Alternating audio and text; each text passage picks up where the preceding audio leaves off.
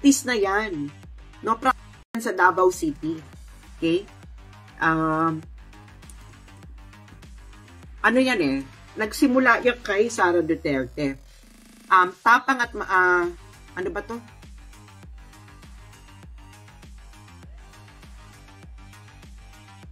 So, yang Malasakit Center, this was a practice from Davao City. Noon pa yan. Yang ganyan. Hindi lang Malasakit, Davao City. Ano bang tawag nila yan dati sa Davao? Yung mga taga Davao dito, anong tawag nyo ba yan dati? Alam ko, Malasakit Center na ba tawag nyo yan noon? Diba? Yung pupunta kayo ng nandun na lahat. Yung mga taga Davao dyan, hindi Malasakit Center ang tawag nyo eh, pero meron pang iba. Lingap. Ayan. Lingap. Yan ang tawag sa Davao niyan. Lingap. Okay? Lingap. Lingap para sa mahirap. So, itong lingap para sa mahirap, ginagawa na ito sa Davao City. Okay? So, ano pa pala to? The Lingap para sa Mahirap program started my custom essay writer. It's a ano pa pala? 2001. So, 2001 pa pala itong Lingap para sa Mahirap. Tapos, nandun na lahat ng serbisyo. Okay? Lingap ang tawag. Okay? Ito nga. July 2001 pa ito ginagawa sa Davao City. Ang tawag ay Lingap para sa Mahirap. Okay? So, ginagawa niya, the city continues to extend medical assistance, food supplements, and hospital services to the Davao City constituent, especially those belonging to indigent families and the indigenous people. This professional service is the commitment of the city mayor through the Lingap para sa Mahirap program, LPM, which remains to be one of the major programs of the city. So, yung Lingap para sa mga mahirap, that's Malasakit Center. Okay, dyan nagsimula yung idea ng Malasakit Center. Okay, Lingap para sa Mahirap, 2001 pa. Yung Lingap para sa Mahirap, hindi mo kailangan ng referral from the mayor. Okay? Para maka-avail ka ng services. You don't need that. Okay? Punta ka doon, if you're indigent or from the indigenous community, you will get those services. Okay? Siyempre, may mga requirements na kailangan mo ng ID or whatever. Pero, itong ginagawa nila ngayon sa Malasakit Center, hindi ito yung nakalagay sa batas. Okay? Na kailangan mo ng referral from Tingog Party, kailangan mo ng guaranteed letter from Tingog Party. Hindi yan ang nakalagay sa batas.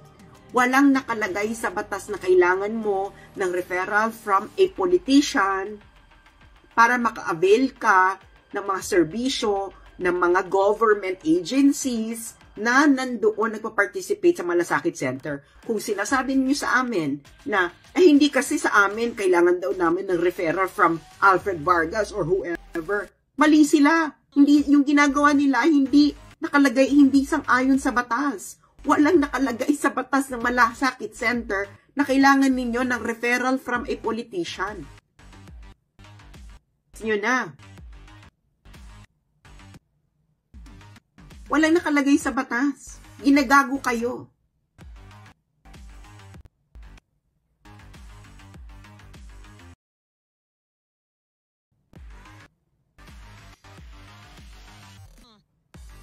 Dapat, ang nangyayari dito, this is already actually the work dapat ng executive na i-educate ang mga tao kung ano ba yung Malasakit Center at kung ano yung kailangan nilang dalhin. Kung nangailangan sila. Actually, yung mga hospitals, okay? Yung mga hospitals, alam na nila yan kasi na-brief na sila dito dapat ng DOH, ng Department of Health, Okay? Or ng DSWD. Na ikaw, pag kulang ka ng pera or whatever, diba? Meron kang makukuha. May universal healthcare nga tayo Ba't kailangan mo ng referral? Nagigets niyo? Nagigets niyo kung paano kayo ginagawa? Ba't kailangan mo ng referral kay congressman or ano para makapag-avail ka ng universal healthcare na isang batas din?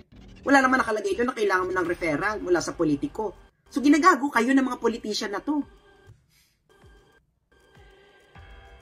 Papagago naman kayo. Tapos ito namang mga basahang vloggers ni Marcos. Nagiging instrumento ng panggagago.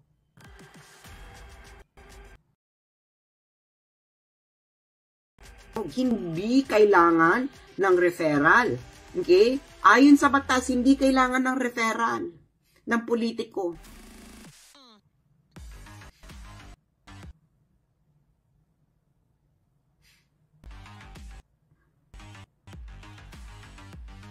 Hindi kailangan.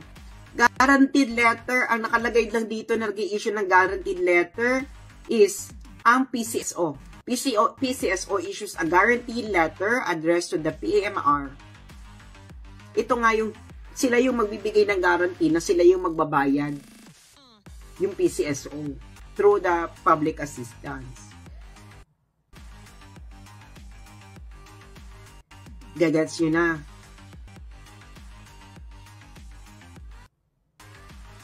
Kasi kung yung Tingog gusto niya mag-DSWD, dapat nagpa-appoint na lang si Yeda Marie as DSWD Secretary.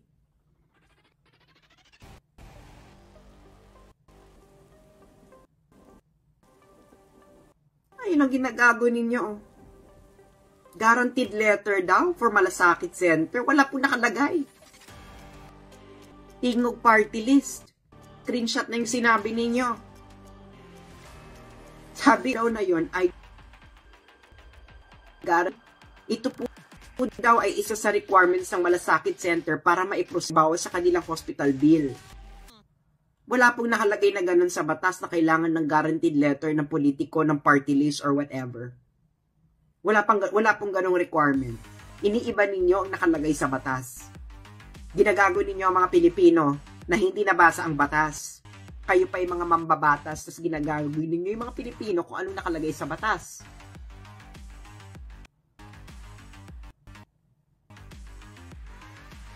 Diba? Hindi po yun nakalagay sa batas. Alamin nyo po ang tunay na batas ng Malasakit Center. May Google. I-Google ninyo Malasakit Center Act. I-Google ninyo Malasakit Center Act Implementing Rules and Regulations para makita nyo doon ang requirements lang para kung kayo na hospital kayo, kamag-anak ninyo, kung ano yung procedure para makapag-avail kayo ng mga tulong, ng mga serbisyo, hindi tulong, serbisyo ng gobyerno na binayaran ninyo bilang taong bayan. Obviously, hindi to open sa lahat, no, kung mayaman ka or whatever. This is only for those na mga nangangailangan.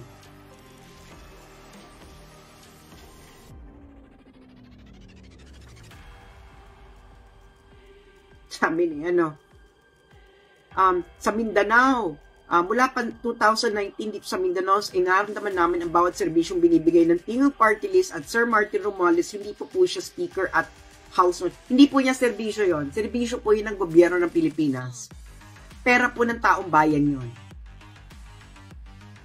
Hindi po siya kailangan doon. Ang kailangan po nun ang Executive Department. Ang ginagawa po ng Legislative Department ay gumagawa ng batas.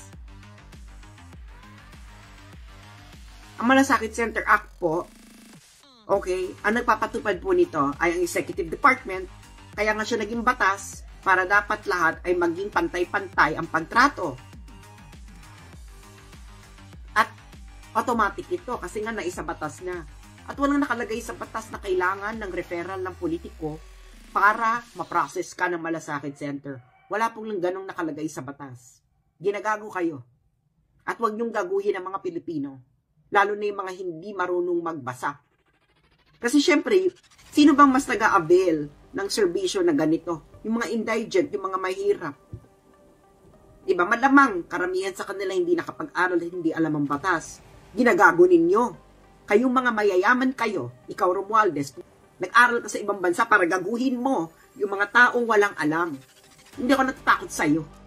Binalaan ako sa'yo dati ni RJ Nieto. Pero hindi ako natatakot sa'yo, Martin. Who the hell are you? How did your family become rich?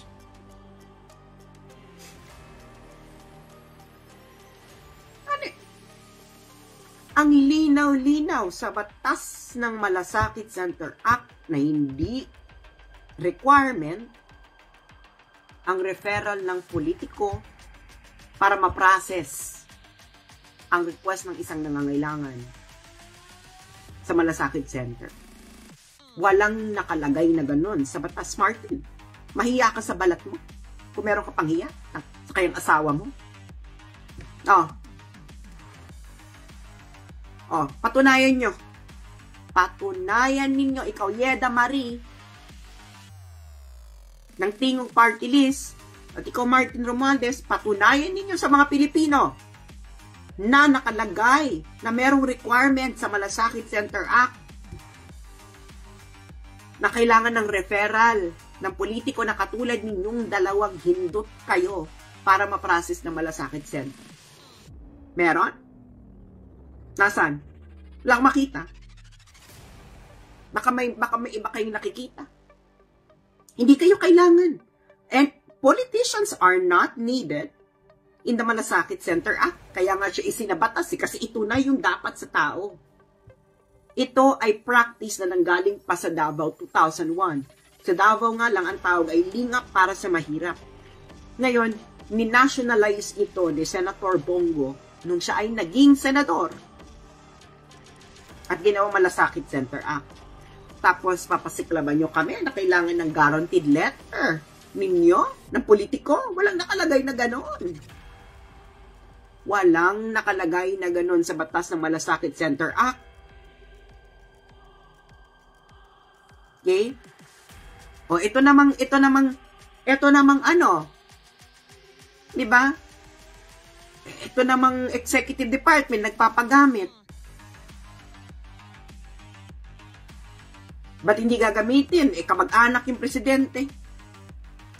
Napakalinaw sa batas kung ano ang requirements ng Malasakit Center Act para sa mga nangangailangan.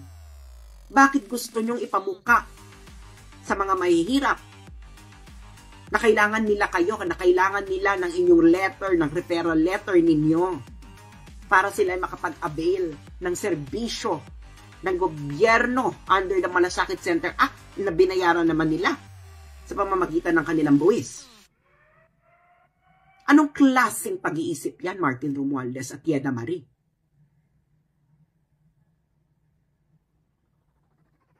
Sige nga, diba edukado kayo?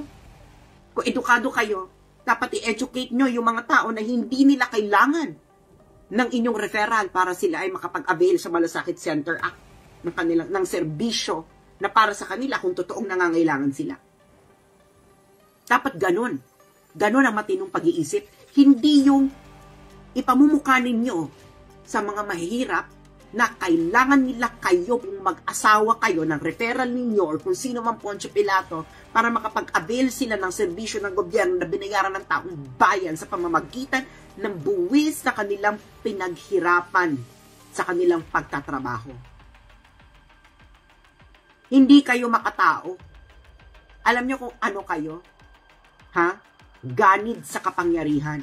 Gustong-gusto ninyo na ang mga tao ay nananatiling mangmang dahil ang kamangmangan nila ay ang nagiging plataforma ninyo para kayo ay umangat sa kapangyarihan at para kayo ay patuloy na lumamon ng pinaghirapan ng taong bayan. Yan ang katotohanan siya. But, di ba, ang dali-dali namang i-educate ang mga Pilipino. Sabihin niyo sa mga Pilipino, sa batas ng Malasakit Center Act, hindi kailangan ng referral ng politiko para makapag-avail ka ng serbisyo ng gobyerno kung ikaw ay nangangailangan. Gano'ng kahirap yan gawin, Yeda Marie? At ikaw, Martin Romualdez, gano'ng kahirap yan gawin? Na-educate yung mga tao. Sabihin sa kanila na hindi nila kailangan ng referral. Diba? Ngayon, kung may mga sakit centers na nangangailangan ng referral ng politiko, dapat yun ay i-punish. Dahil hindi yan alinsunod sa batas ng Malasakit Center Act. Napakalinaw ng Malasakit Center Act, ng batas ng Malasakit Center Act.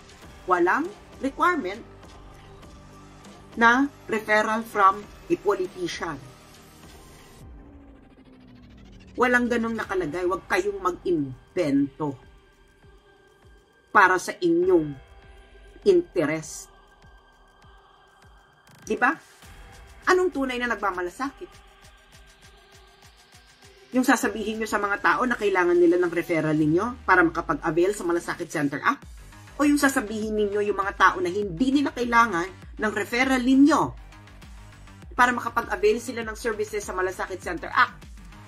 At kung may Malasakit Center na nagre-require ng referral ng politiko, dapat isumbong sa inyo para yung mga Malasakit Center workers na yon ay maparusahan dahil hindi nila sinusunod ang batas. Sinong tunay na may mas malaki sa akin dun sa dalawang example ko? Kayo? Hindi kayo may malasakit. Ang gusto ninyo ay pamuka sa mga tao na kayo kailangan nila kayo.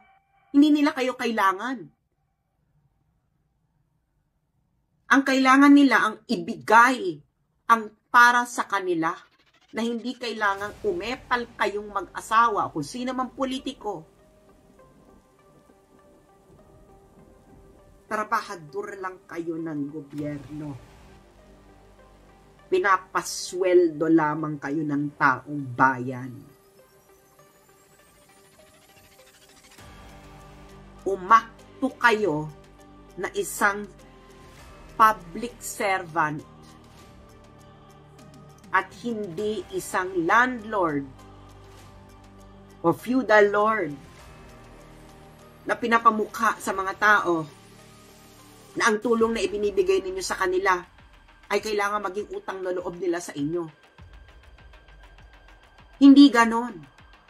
Pinaghirapan ng taong bayan ang serbisyo ng gobyerno sa pamagitan ng buwis na ibinabayad nila sa napakahabang panahon na nagbabayad sila at nagtatrabaho para may pangbulsa kayong mga pagganit dyan.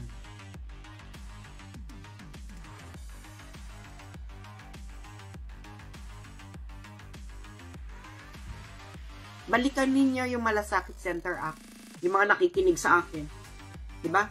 Kung kayo ay edukadong tao, tulungan nyo naman yung mga hindi gaanong mataas ang pinag-aralan.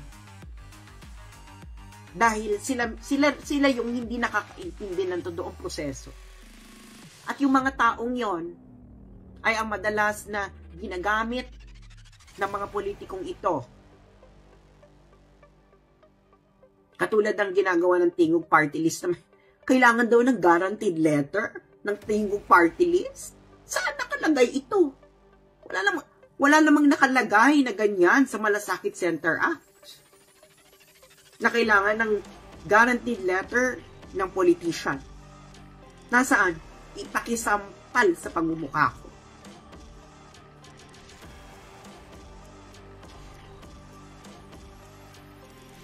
Diba?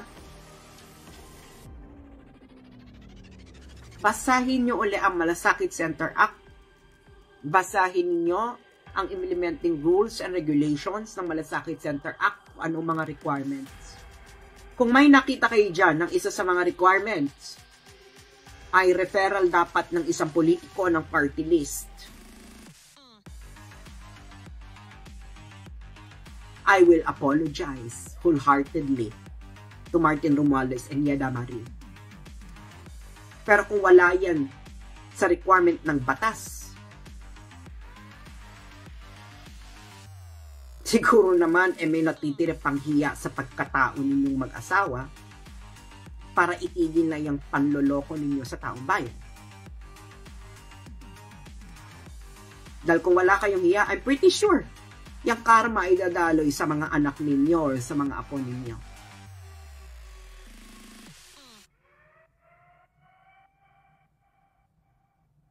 Grabe. Diyos mio. Talagang umikot talaga yung, alam mo yung talagang, naloka talaga ako yung sinabi ng sa page ng Tingo na kailangan daw, requirement daw ang guaranteed letter ng politiko. ng party list para maka-avail ng services ng Malasakit Center. Walang nakalagay ganyan. Wala yan sa implementing rules and regulations ng Malasakit Center. Wala yan sa batas. Gumawa kayo ng sarili ninyong proseso. Bakit kayo gumagawa ng sarili ninyong proseso? Hindi yan para sa tao. Hindi ba? Para yan sa inyo.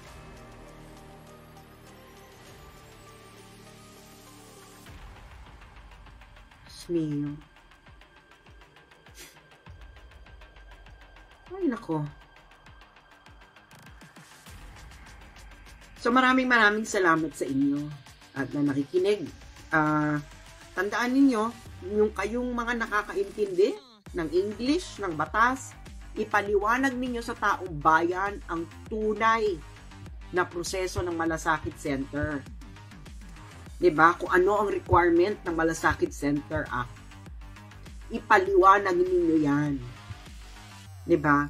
Dahil walang nakalagay sa implementing rules and regulations ng Malasakit Center Act na kailangan ng referral ng politiko. Kung may taong gumagawa ng ganyan, nilalabag nila ang batas. Ba't ka magdadagdag ng requirement na wala naman sa batas? Guaranteed letter mula sa tingog party list. Bakit? So, galing sa politiko, galing sa congressman, kailangan walang nakalagay na ganun sa Sabi, guaranteed letter. Walang nakalagay na ganoon. Okay? Walang nakalagay na ganoon sa implementing rules and regulations ng Malasakit Center Act. Kaya wag nyo kaming pinaglololoko. Diba?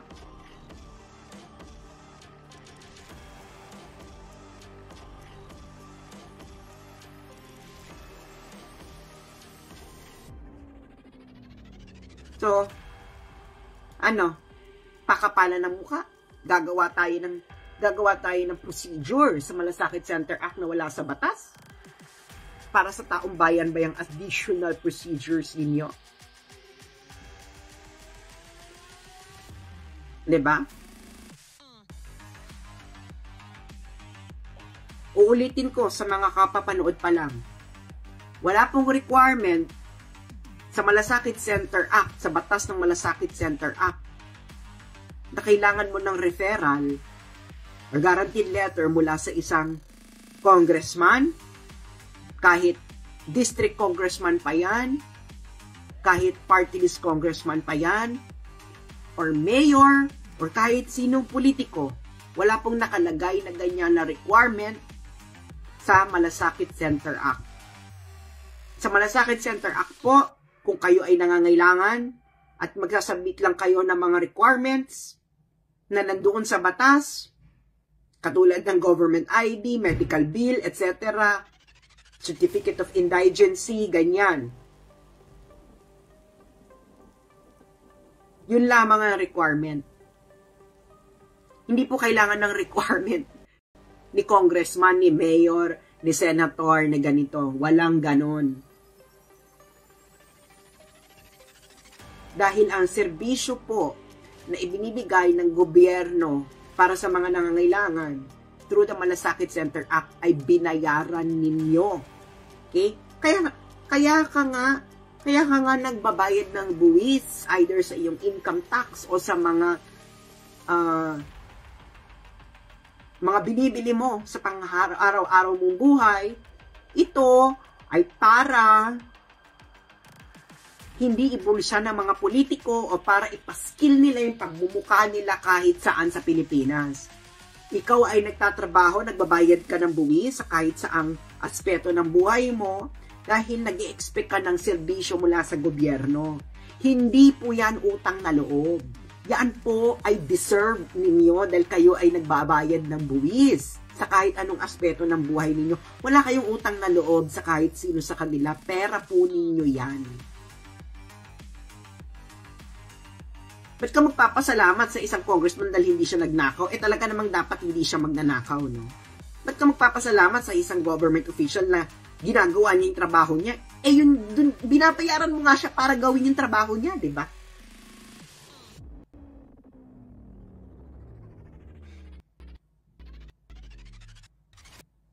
Diba?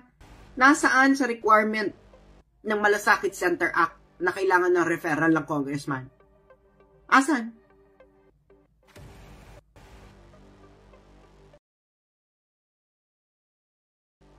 Huwag tayo mag-imbento ng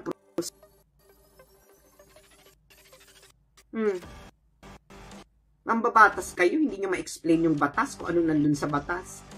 Pinapaniwala ninyo, hirap. Malamang mga mahihirap yan na malamang masyado nakapag-aral, kaya nga mas nangangailangan eh. Pinapaniwala nyo sila na kailangan nila ng referral ninyo? Nasaan yan? Paano naging makatao yan? Pinaglololoko ninyo yung mga mahihirap. Dapat nga i-explain nyo sa mga mahihirap na hindi nila kailangan ng referral ninyo. No!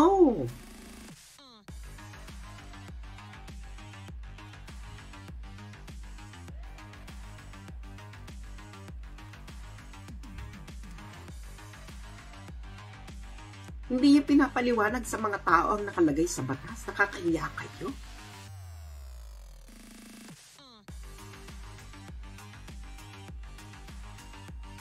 What kind of people are you? Gaano ba kahirap ipaliwanag sa mga tao kung ano nakalagay sa batas mismo ng Malasakit Center Act at sa implementing rules and regulations nito?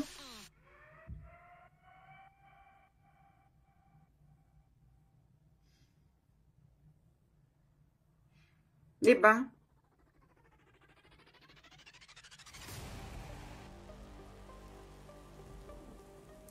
Alam mo, dapat itong Malasakit Center Act, dapat sa Malasakit Center Act, magkaroon siya ng dedicated hotline.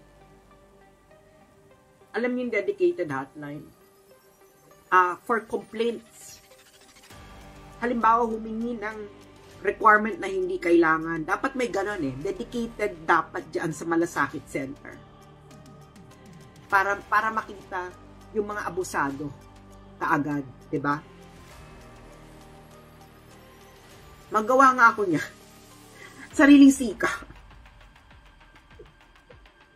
Diba? Kasi yun lang yung nakalagay eh. No? Kasi grabe naman itong panggagancho ninyo sa taong bayan. Malinaw na panloloko.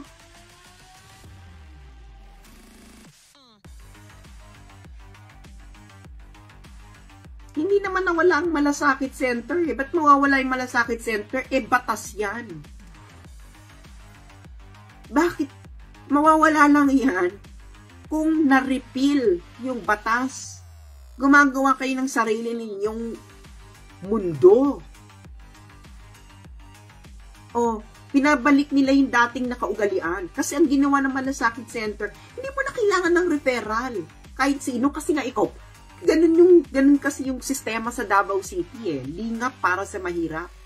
Pupunta ka lang doon, hindi mo kailangan ng referral ni Duterte, ni Konsehal, ni ganito. Pupunta ka doon kasi ito yung serbisyo para sa'yo.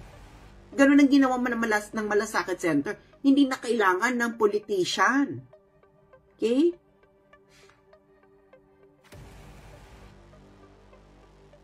Grabe.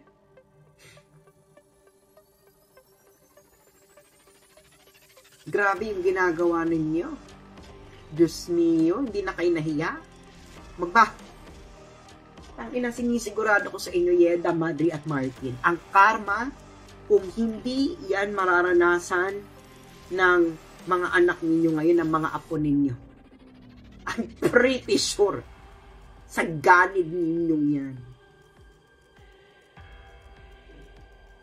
Gaba. Sabi ko sa inyo.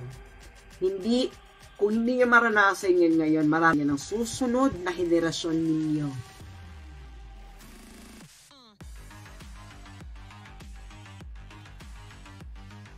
Kung makaligtas kayong mag-asawa sa karma, it will go to your children. If you're not yung children ninyo, the children of your children. Ay nako. Grabe yung panloloko ninyo. Okay? Basahin ninyo ang Malasakit Center Act, ang implementing rules and regulations ito. I-google ninyo. Diyos ko, nagsusocial media kayo. At yung mga may alam, diba? Kung may mga nangangailangan sa buhay nyo, ipaliwanag ninyo. Kasi, duty ninyo yan na meron kayong na naiintindihan ninyo ang English, ang batas ay paliwanag sa inyong mga fellow Filipinos. Diba?